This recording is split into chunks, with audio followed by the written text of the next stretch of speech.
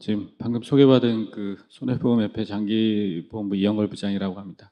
그 제 발표에 앞서서 간단한 영상 보험에 대한 소개 영상 한번 보시고 일단 제가 말씀드리도록 하겠습니다. 런던은 불타 정의로운 자의 피를 요구하리라. 유명한 예언가인 노스트라다무스가 남긴 이 말은 그가 죽고 100년이 흐른 뒤 정말로 실현되었습니다. 1666년 런던.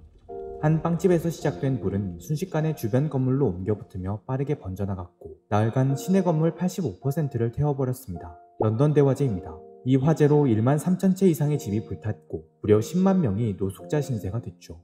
불길이 잡힌 뒤 런던 시민들은 무너진 건물을 복구하는 작업을 서둘렀습니다. 하지만 무너진 마음에도 복구는 필요했죠. 언제 또 비슷한 화재가 발생하지 않으리란 보장이 없었으니까요. 이들의 상처 입은 마음을 어루만진 것은 무엇이었을까요? 우리는 살면서 여러 가지 위험과 마주합니다. 우리 잘못만은 아닙니다. 아무리 조심하더라도 그 순간에 예측할 수 없는 요인에 의해 위험이 발생하기도 하니까요. 그건 과거에도 마찬가지였습니다. 먼 길을 떠나면 강도를 만나기 쉬웠고 종종 풍랑을 만나 배가 자초되기도 했죠. 이렇듯 위험에 상시적으로 노출되어 있다는 사실은 우리를 불안하게 했고 우리는 위험이 정말 닥칠 때를 대비하기 위해 보험이라는 장치를 마련했습니다. 보험의 역사는 아주 오래되었습니다. 지금으로부터 4천년 전 바빌로니아의 상인들은 방대한 지역을 연결하고 무역 활동을 벌이고 있었는데요. 하지만 먼 거리를 오가는 것은 위험이 따랐기 때문에 행상을 고용해 대신 여행하게 하기도 했죠. 만약 행상이 실수로 상인의 재산을 잃어버리거나 훼손했다면 물어줘야 했지만 우발적으로 발생하는 위험 때문에 그런 것이었다면 이야기가 달라졌습니다. 그런 경우에는 행상이 피해를 배상하지 않아도 되는 제도가 바빌로니아에는 마련되어 있었습니다. 우리가 확인할 수 있는 가장 오래된 형태의 보험입니다. 보험이 제도를 넘어 개인 간에 체결되는 계약의 형태로 발전한 건 14세기 지중해에서였습니다. 당시 지중해는 아라곤이나 제노바, 베네치아 같은 몇몇 나라를 중심으로 해상무역이 활발하게 일어나고 있었는데요. 무역의 규모나 횟수가 늘수록 해상사고의 빈도도 늘어났기 때문에 이 위험을 대비하고 싶어하는 사람들이 존재했죠. 그래서 사람들에게 보험 상품을 판매하는 전문 보험업자가 등장합니다. 가령 15세기 후반에 아라곤 바르셀로나의 한 외과 의사는 항해를 떠나기 전에 그의 노예였던 마리아에 대한 생명보험을 듭니다. 당시 임신 5개월 차였던 마리아가 항해 중 죽거나 항해가 끝나고 8일 이내에 죽는다면 보험업자가 50파운드를 지급한다는 내용이었죠. 대신 외과 의사는 매달 4파운드를 냈습니다. 오늘날의 보험 상품과 크게 다르지 않았습니다. 하지만 이때까지만 해도 이런 보험 계약은 그리 흔한 것이 아니었습니다. 대부분의 사람들은 먼 곳으로 여행을 떠나기보다는 한 곳에 뿌리를 내리고 살았고 그래서 위험에 상시적으로 노출되어 있지는 않았기 때문입니다. 반드시 보험에 들어야 할 절실한 필요는 없었죠. 그런데 앞서 이야기했던 런던 대화제는 일상을 살아가던 대다수의 사람들을 위험에 노출시켰다는 점에서 완전히 새로운 현상이었습니다. 위험사회. 사회학자인 울리히백은 사회가 진보하고 기술이 발전할수록 위험이 줄어드는 게 아니라 오히려 더 크고 완전히 새로운 위험을 발생시킨다고 주장한 바 있습니다. 그리하여 점점 더 많은 이들을 위험에 노출시키는 것이야말로 근대적인 현상이라면서 근대사회를 가리켜 위험사회라고 정의했죠. 런던 대화제가 일어났던 17세기 중반은 영국이 초기 자본주의를 태동시키며 근대사회로 막 진입하고 있던 때였습니다. 경제가 빠른 성장세를 보이면서 농촌의 젊은이들이 일자리를 찾아 도시로 이주하고 있었고 런던 같은 도시는 갑자기 불어난 인구를 수용하기 위해 집들이 다닥다닥 붙어 들어서고 있었죠. 게다가 이 집들은 나무로 지어졌기 때문에 어느 한 곳에 불이 나면 순식간에 옮겨 붙을 수 있었습니다. 자본주의의 등장과 급속한 도시화가 런던 대화제를 낳았던 셈입니다. 런던 대화제는 위험사회로 접어드는 길목에서 발생한 첫 번째 위험이었습니다.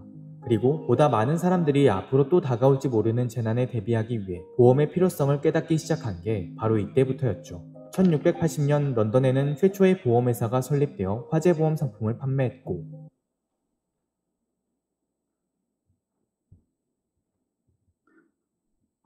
저는 손해보험협회 장기손해보험부의 이제 부장을 진행하고 있고요. 이번 대한병원장협회 2023년 추기합술대회에 발표할 기회를 주셔서 너무 영광스럽고 진심으로 감사드립니다. 일단 오늘 발표할 내용의 목차를 간단히 살펴보겠습니다.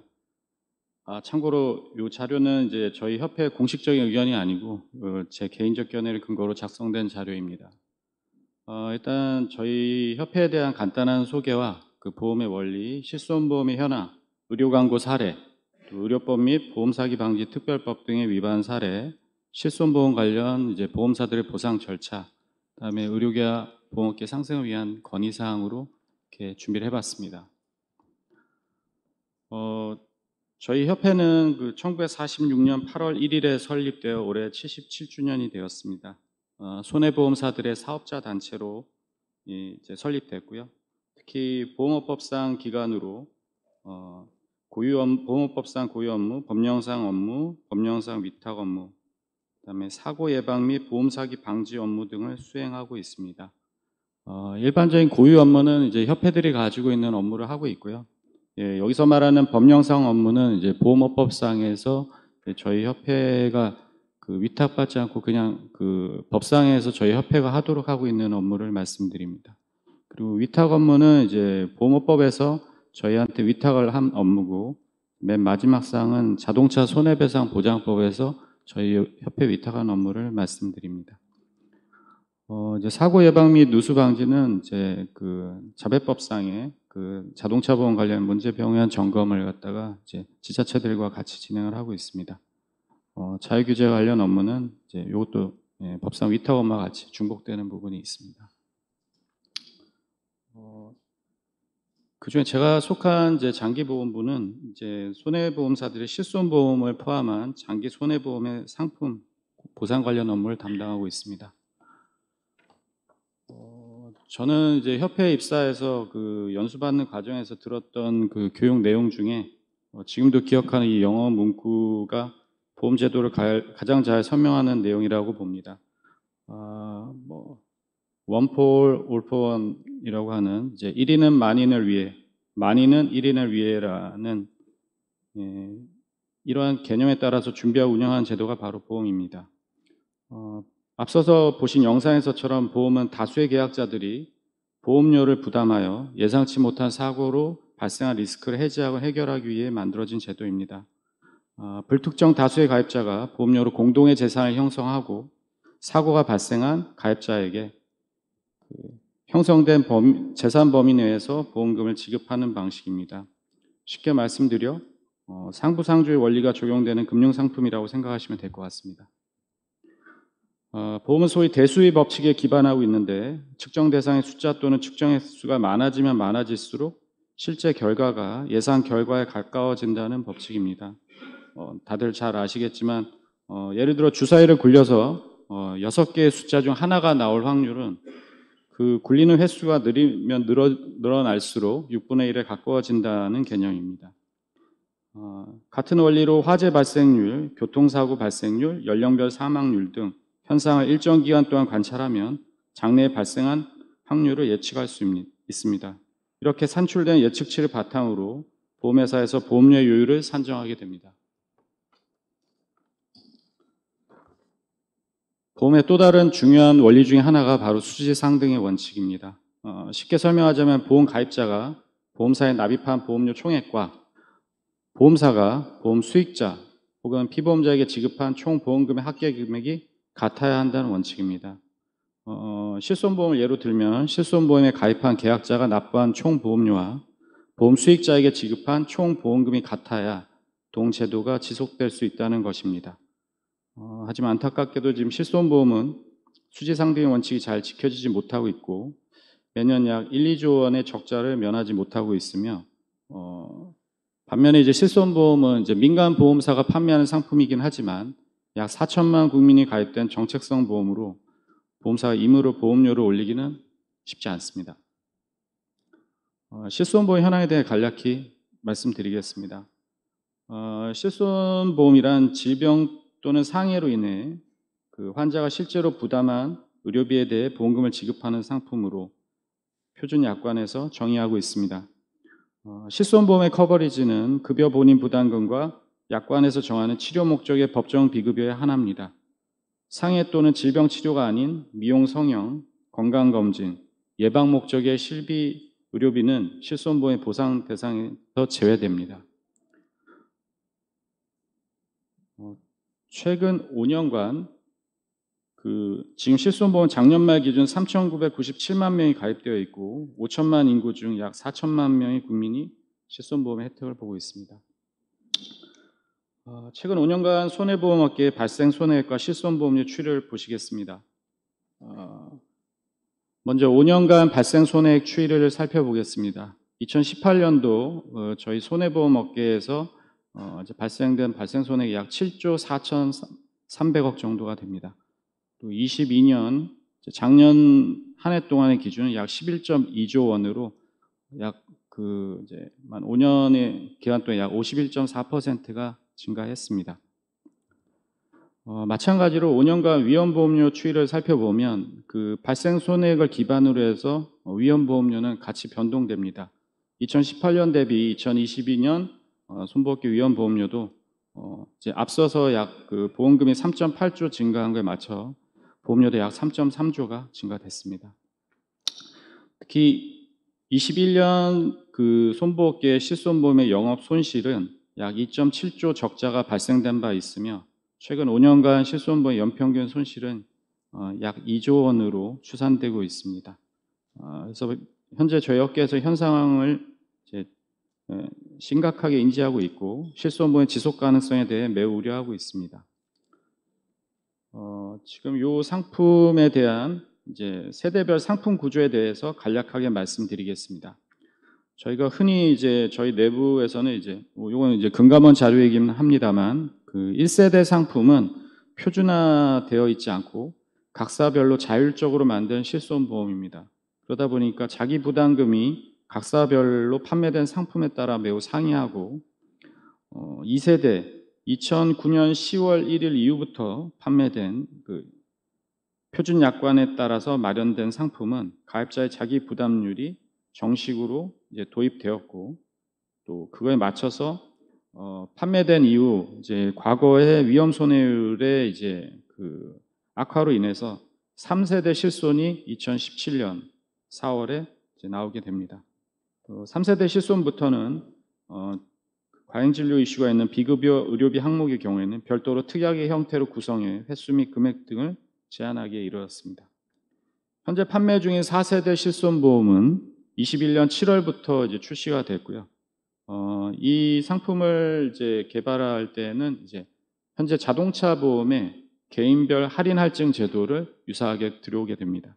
그래서 이제 계약자의 비급여 의료비 이용 여부에 따라서 개인별 보험료가 할인 할증되는 구조를 띠게 되고요.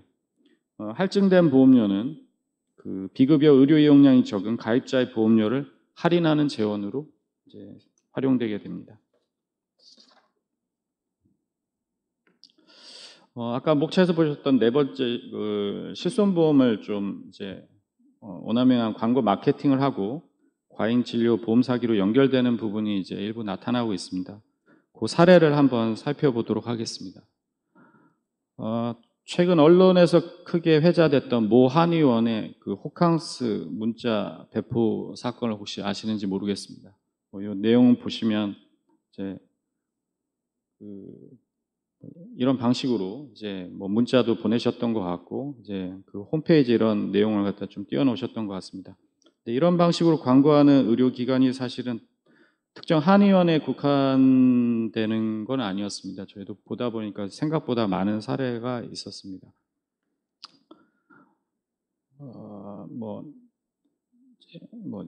특히 이제 올 여름에 이제 많이 덥다 보니까 이런 내용들의 광고들이 이제 일부 나타났었습니다. 지금부터 문제가 있다고 생각되는 광고를 추가로 더 보여드리겠습니다. 이제 실비보험 적용 가능, 실비보험만 있으면 통증 치료 부담이 줄어듭니다부터 시작해서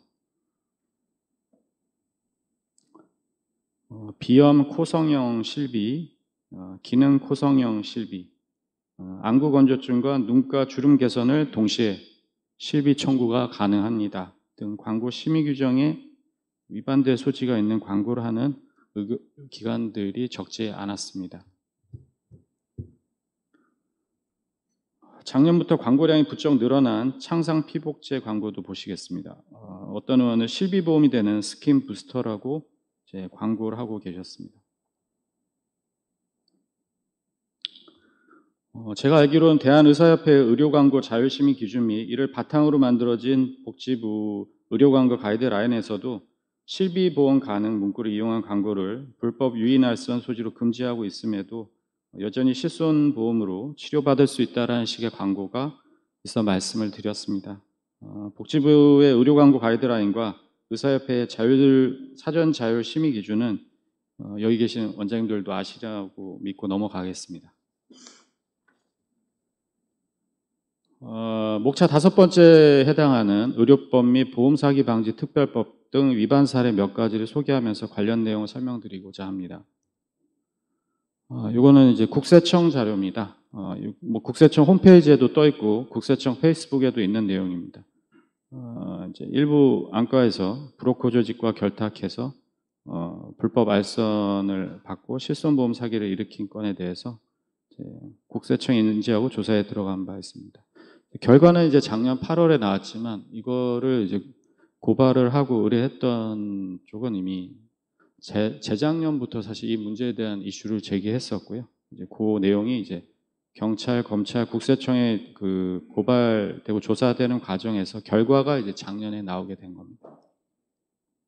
관련 뉴스 2개 보시겠습니다.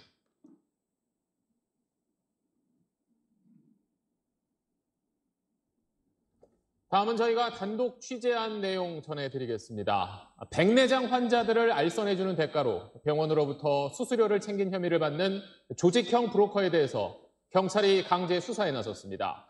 그 브로커 사무실과 서울 시내 유명 안과를 압수수색했습니다. 이 브로커들이 챙긴 수수료만 수백억 원에 이를 걸로 경찰은 보고 있습니다. 이성훈 기자 리포트 먼저 보시고 이야기 더 이어가겠습니다. 서울 강남의 한 유명 안과입니다. 경찰 수사관들이 파란 상자를 들고 건물 밖으로 빠져나옵니다. 압수수색으로 어떤 자료 확보하신 건가요? 경찰이 의료법 위반 혐의로 안과 1곳과 조직형 브로커 사무실 6곳 등 7곳을 전격 압수수색했습니다. 병원과 계약을 맺은 브로커들은 백내장 수술 환자를 알선해주는 대가로 1,000만 원이 넘는 수술비의 20에서 30%를 수수료로 챙긴 걸로 경찰 조사 결과 드러났습니다. 브로커들이 3년여간 안과로부터 건네받은 수수료만 수백억 원대에 달하는 걸로 경찰은 파악하고 있습니다. 노화로 인해 렌즈 역할을 하는 눈썹 수정체가 뿌옇게 변하는 질환이 백내장입니다. 백내장 질환을 앓고 있는 걸로 판명되면 실손 의료보험 혜택을 받을 수 있다는 점을 이용해 브로커들이 고령의 환자들을 끌어모았고 노안 교정술도 함께 받으면 좋다며 고가의 다초점 인공 수정체를 넣는 수술로 유도한 겁니다. 브로커를 통해 환자가 진료를 받도록 유인하는 행위는 의료법 위반입니다. 경찰은 압수물 분석을 마치는 대로 조만간 병원 관계자들과 브로커들을 차례로 불러 조사할 방침입니다. 경찰은 해당 병원 외에도 브로커를 통해 환자를 소개받은 이거는 다른 안과입니다. 환자 알선을 대가로 수십억 원의 뒷돈을 주고받은 혐의를 받는 병원장과 브로커 등이 재판에 넘겨졌습니다. 서울중앙지검은 강남의 안과병원 원장과 총괄이사, 병원 브로커 등 총 8명을 의료법 위반 혐의로 기소했다고 밝혔습니다. 원장 A씨 등은 2019년 10월부터 지난 7월까지 브로커 6명에게 환자 알선 대가로 총 40억 원을 지급한 혐의를 받고 있습니다. 이들은 환자 알선 대가로 한 명당 150만 원 또는 백내장 수술비의 20에서 30%를 지급하면서 표면적으론 홍보 마케팅 업무 대행 계약을 맺어 합법적인 지출로 가장한 것으로 조사됐습니다.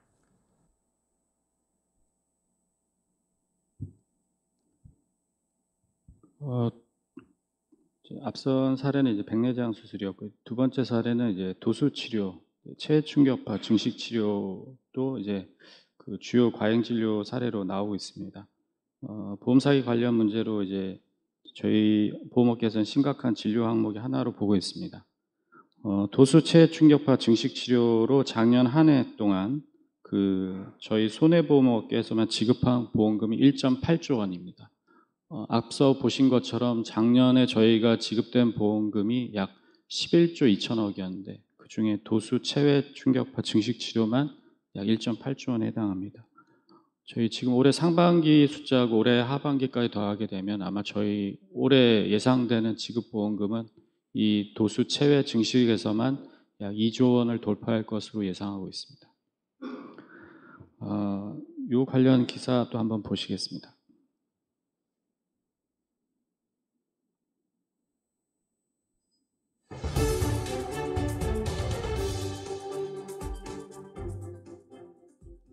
요즘 피부과에서도 도수 치료를 한다는 이야기 혹시 들어보셨나요? 수백만 원대 도수 치료 프로그램을 끊으면 고가의 피부 미용 시술을 해준다고 하는데요. 알고 봤더니 아프지 않은 사람에게도 도수 치료가 필요한 것처럼 실손보험을 빼돌리는 수법이었습니다. 어떻게 이런 일이 가능한지 박솔립 기자가 집중 취재했습니다. 수도권의 한 피부과에서 내건 패키지 상품입니다.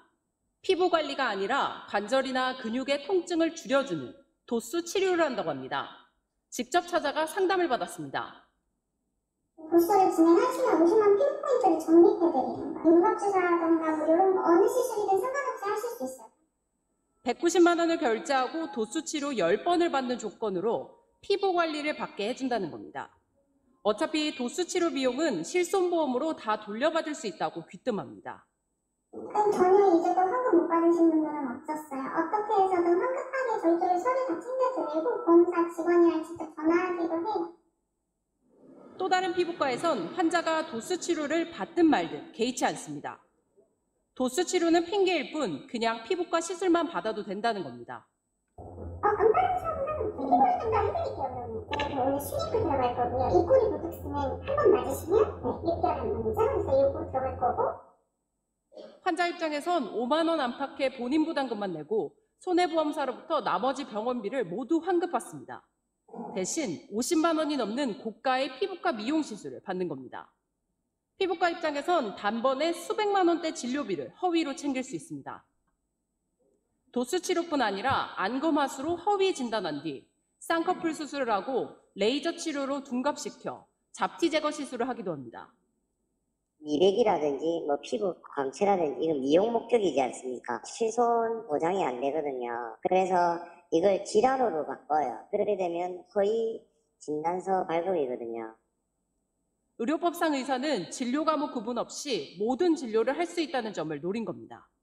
경찰에 적발된 한 20대 여성은 14차례 도수 치료를 받았다며 실손보험금 280만 원을 챙겼는데 실제로 받은 시술은 지방 분해 주사와 일명 샤넬 주사라는 미용 시술이었습니다. 문제는 병원에선 건강보험에서 진료비까지 추가로 청구해 받아낸다는 점입니다. 도수 치료만 하고 말아야 되는데 건강보험에도 진료비 청구하고요. 그다음에 또 물리치료 같은 것도 청구할 수 있는 거죠. 지난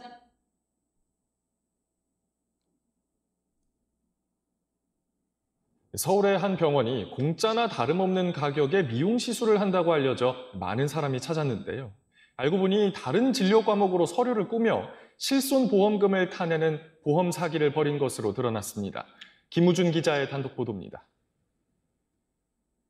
서울 노원구의 한 건물, 한때 타 지역에서 환자가 몰려들 정도로 유명한 병원이 있던 곳입니다. 공짜나 다름없는 가격에 미용 시술이나 성형을 받을 수 있다고 입소문을 탄 겁니다.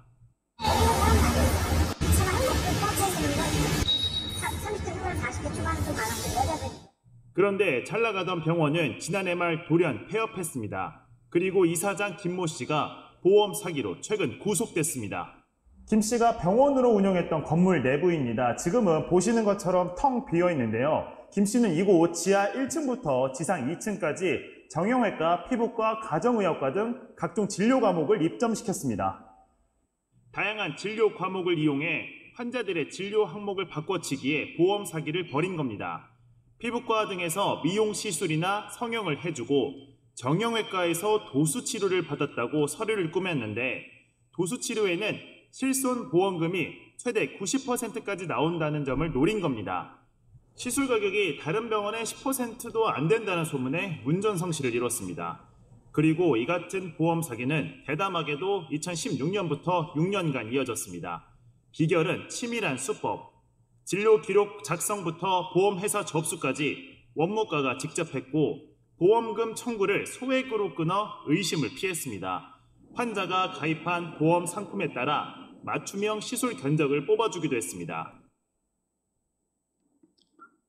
셋째는 요 근래 이제 하이프 사례도 좀 나오고 있습니다. 그 의료기관의 상담 실장이 보험 설계사와 공모해서 하이프 시술을 받은 것처럼 진료 기록을 조작해서 건강보험과 실손보험 양쪽에 요양급여 비용과 실손보험금을 이제 청구 지급받은 사례가 충남지방경찰청에서 이제 조사된 바 있습니다. 하이프 관련 사례도 요 하나 보고 이제 요 영상 이제 요게 이용 마지막입니다. 목적의 성형은 원래 실손보험 적용이 안 됩니다. 그런데 실손보험을 이용해서 성형 수술을 하는 경우도 종종 있는데요. 이렇게 실손보험이 줄줄 새면서 보험료는 더 오를 수밖에 없습니다. 강유현 기자가 취재했습니다. 서울의 한 병원. 실손보험이 적용되는 비염 치료 상담을 받는데 고성형을 함께 추천합니다. 원래 성형을 하시면 저희가 400에 부가세 정도가 붙어요. 같이 하시면 250까지. 코끝에 연고를 넣어 콧구멍을 벌리는 비염 치료용 비밸브 재건술은 성형 효과도 있다며 특정 실손보험으로 할 것을 권유합니다. 혹시 보험이 어디세요? 괜찮으세요? 가입자가 4천만 명에 달해 제2의 건강보험으로 불리는 실손보험이 줄줄 새고 있습니다. 일부 산부인과에서는 초음파로 자궁근종을 없애는 하이프 시술에 부인과 성형 등을 끼워 1,000만 원대에 팔고 있습니다. 브로커를 통해 환자를 모집하는 불법 행위도 벌어집니다. 시기가 5천만 원까지 된단 말이죠. 안과 수술했으면 1,000만 원, 하이프 수술 들어가 2천만 원까지 또 남아있으니까 코를 또 권장해서. 업계에 따르면 브로커 총책의 의료비의 최대 45%가 전달되고 이 금액을 다단계 알선책이 나눠갔습니다. 비용은 비급여 항목 진료비로 병원에서 자율로 정하는데 들쭉날쭉입니다. 하이프는 50만 원에서 1,600만 원, 비밸브 재건술 수술비는 10만 원에서 1,500만 원까지 고무줄이었습니다. 손해보험사의 지난해 비급여 보험 지급액은 3년 전보다 크게 늘어난 상황. 보험업계는 내년 실손보험료 인상률 검토에 들어갔는데 올해 14.2%를 올렸는데도 추가 인상이 불가피할 것으로 보고 있습니다. 선량한 가입자들이 보험료 폭탄을 떠안게 된다는 지적입니다. 채널A 뉴스 강유현입니다. 예, 그 네 번째 사례는 이제 여기 마지막으로 이제 MD 크림에 관련된 내용이 좀 나오고 있습니다. 보스 크림하고 창상 피부억제 사례인데요. 일부 환자들이 의료기관에 좀 과도하게 요청하면서 MD 크림을 매번 새롭게 처방받고 이거를 이제 당근마켓 같은 중고 거래 시장에 재판매하는 형태가 나타나고 있습니다. 이로 인해 작년에 그 제로이드 MD 크림 회사 대표가 보건복지 국정감사 증인으로 출석해서 이러한 문제 상황에 대해 답변까지 해야 했습니다. 아울러 MD 크림은 의료기기로서 일반인이 의료기기를 판매하는 것은 관련법상 불법 유통에 해당할 처벌 대상임에도 불구하고 일부 의원의 과잉 처방과 중고 재판매란 악순환을 막기에 저희 보험업계도 모니터링을 대폭 강화하고 있습니다. 또 MD 크림과 더불어서 이제 창상 피복제도 그 지금 뭐 과잉 진료 및 처방 문제가 수면 위로 부상하고 있는데 이 관련해서 실손보험 피부 미용을 받을 수 있어서 일석이조라는 식의 광고가 한때 넘쳐나기도 했었습니다. 목차에서 보셨던 여섯 번째 손해보험사들의 실손보험의 보상 절차에 대해서 간략하게 말씀드리겠습니다.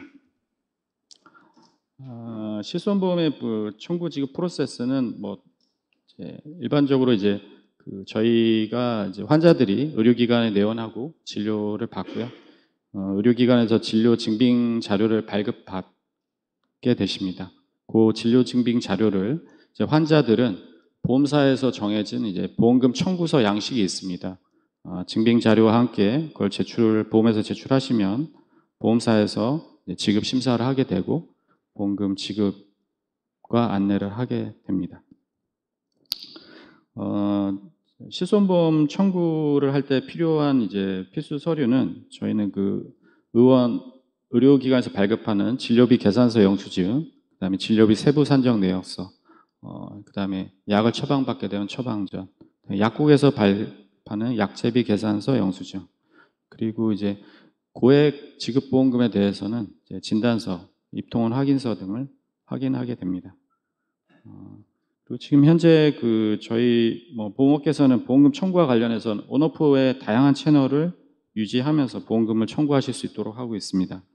팩스, 이메일, 모바일, 인터넷, 우편으로도 청구하실 수 있고 고객센터를 직접 방문하셔서도 하실 수 있으며 담당 설계사를 통해서도 보험 청구를 하실 수 있는 다양한 방식으로 보험금 청구가 이루어지고 있습니다.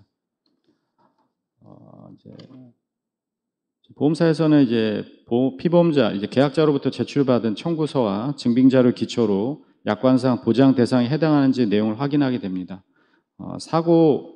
저희는 사고라고 하는 이제 질병 사고 또는 상해 사고에 대해 증명이 미흡한 경우에 앞서 말씀드린 4가지 필수 서류 외에도 추가적인 자료들을 요구하기도 합니다. 이제 흔히들 이제 보험사에 영수증만 갖다 주면 보험금을 주면 되지 무슨 심사가 필요하냐는 의문을 가지시는 분들이 있을 수 있습니다. 그 내용을 간략히 말씀드리면 앞서서 제가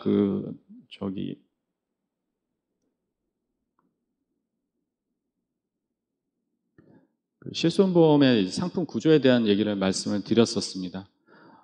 그 영수증에 해당되는 내용에 따라서 그리고 자기가 가입되어 있는 실손보험이 1세대인지 2세대인지 3세대인지 4세대인지에 따라서 해당되는 이제 보상 내용이 완전히 바뀌게 됩니다. 어떤 부분은 보장이 되기도 하고 어떤 부분은 보장이 아예 안 되기도 하고 어떤 부분은 보장이 된다 하더라도 매우 제한적으로 되는 부분들이 있습니다. 그렇기 때문에 저희로서는 당연히 심사를 할 수밖에 없고요. 그리고 이제 본인은 실손보험을 계속 유지하고 있다라고 생각하시지만 저희가 확인하는 과정에서는 보험료 미납이나 연체로 인해서 보험계약이 실효된 케이스도 상당히 많습니다. 특히 경기가 어려워질수록 그런 현상이 있다 보니까 그 해당되는 본인이 가입한 시점이나 해당되는 내용에 따라서 보상 내용은 상당히 많이 바뀔 수 있습니다.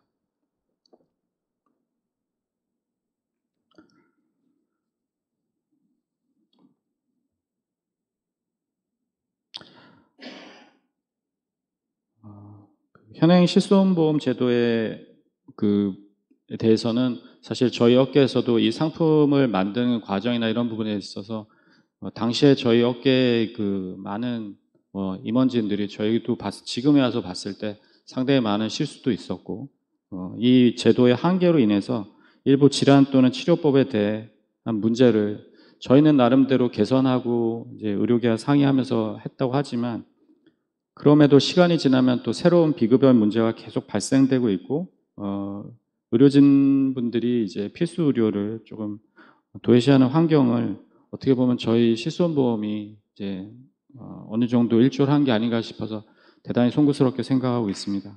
그리고 이 부분에 대해서도 업계는 계속 고민하고 있고 제도 보완을 위해서 지금도 당국에 건의하고 협의를 하고 있는 중입니다. 오늘 어떻게 보면 한국의 의료계를 이끌고 계신 병원장 협의회 원장님들께서 참석하신 귀한 자리에 제가 의료계 전문가는 아니지만 보험업계 실무자로서 의료계와 보험업계가 상생할 수 있는 방안을 몇 가지 건의드리고자 합니다. 첫째, 일부 질환 또는 치료법에 과잉 진단 및 치료를 자제하기 위해 전문 의학회 차원에서 진단 및 치료 가이드라인을 만들어 주셨으면 하는 바람입니다. 의협에 등록된 전문 의학회에서 객관적이고 합리적인 가이드라인을 마련해 주신다면 이에 맞게 진단 및 치료를 받은 건들에 대해서 보험사들도 신속한 보상 절차를 마련할 수 있고 관련 분쟁은 상당히 해소될 것으로 기대됩니다. 저희 올해 상반기에 봤던 이 6개 학회에서 같이 공동으로 하지 정맥류 관련 이제 초음파 가이드라인에 대한 내용을 어떻게 보면 가장 좋은 예가 아닐까라고 생각됩니다. 두 번째는 가이드라인을 마련한 전문의학회에서 공정하고 객관적인 의료자문을 진행해 주시기를 부탁드립니다. 특히 의료계와 보험업계가 협업해서 의료자문 시스템을 마련하여 운영한다면 정상적 진료를 하시는 대다수의 의료진들이 이제 일부 의료기관들로 인해서 상대적 박탈감을 느끼시거나 오히려 다른 이제 환자들이 왜 이 병원에서는 그렇게 안 해주는지에 대한 문제 제기를 하는 부분으로부터 보호받으실 수 있고 보험사들도 불필요한 분쟁을 상당히 감소시킬 수 있을 것으로 봅니다. 이제 2019년도에 생명보험협회와 대한정형외과학회가 매주 업무 협약에 따라서 지금 이제 정형외과 부문에 이제 의료자문이 진행되고 있는 내용입니다. 셋째는 현재 한국의학한림원에서 추징 Y진리 리스트를 발표하고 하시고 있는 것으로 알고 있습니다. 추징 Y진리 리스트를 만드실 때 비급여 과잉 진료가 우려되는 항목에 대해서도 포함될 수 있도록 부탁드립니다.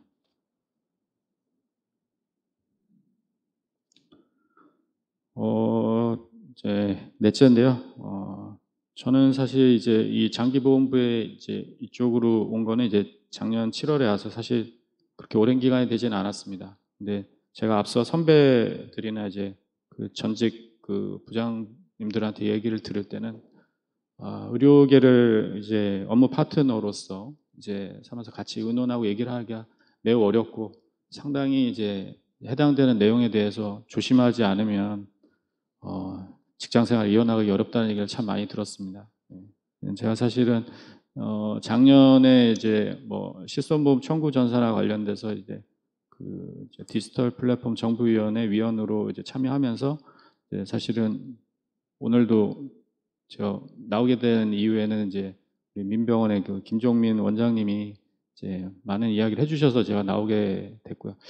아마 제가 알기로는 저희 협회에서 공식적으로 의료 단체의 무슨 발표에 나와서 발표를 하는 경우, 토론은 나올 수 있었지만 이런 경우는 사실 한 번도 없습니다. 저희 내부에서도 걱정을 상당히 많이 하고 이제 우려를 많이 하셨는데도 불구하고 일단 저도 이제 사실 작년에 이제 의료계와 많은 얘기를 이제 김종민 원장님하고 많이 하면서 제가 잘못 알고 있었던 부분도 상당히 많다라는 걸 느끼게 됐고요. 그리고 대다수의 그 이제 의료기관에서도 많은 대화를 원하신다라는 걸 진짜 뼈저리게 느끼게 됐습니다. 저희 그래서 넷째 이 항목으로 잡은 거는 이제 의료계와 보험업계가 정기적으로 또는 비정기적으로 소통할 수 있는 채널을 마련해서 상호 간의 오해와 의심이 쌓이기 전에 많은 문제를 좀 충분히 해결해 나갈 수 있는 장을 마련했으면 하는 것입니다. 예. 그리고 제가 여기다 하나 넣지는 못했지만 마지막에 말씀드리고 싶었던 거는 이제 앞서 건의드린 1번의 전문의학회 가이드라인 또는 그 해당되는 걸 준수하려고 노력하고 계시는 이제 병 의원들에 대해서는 만약 의료계에서 인증 사업을 통해서 뭐 소위 착한 병원이라든가 어떠한 형태로라도 인증을 하실 수 있는 어떤 프로세스나 기준이 마련된다라고 하면 저희 보험업계도 적극 홍보하면서 그 해당 인증기관에 대해서는 보험사에서 해당되는 절차나 이런 것들을 면제하거나 간소화하는 방안을 충분히 검토해 볼 수 있을 것 같습니다. 정말 바쁘신 이제 한국의 의료계를 이끌고 계신 병원장님들께 긴 시간 보험업계 실무자로서 좀 불편한 내용일 수도 있는데 여러 내용을 말씀드리고 건의를 드렸는데 앞으로도 저희 손해보험협회는 의료계와 보험업계가 모두 윈윈할 수 있도록 적극 노력하겠습니다. 이것으로 오늘 제 발표를 마치겠습니다. 고맙습니다.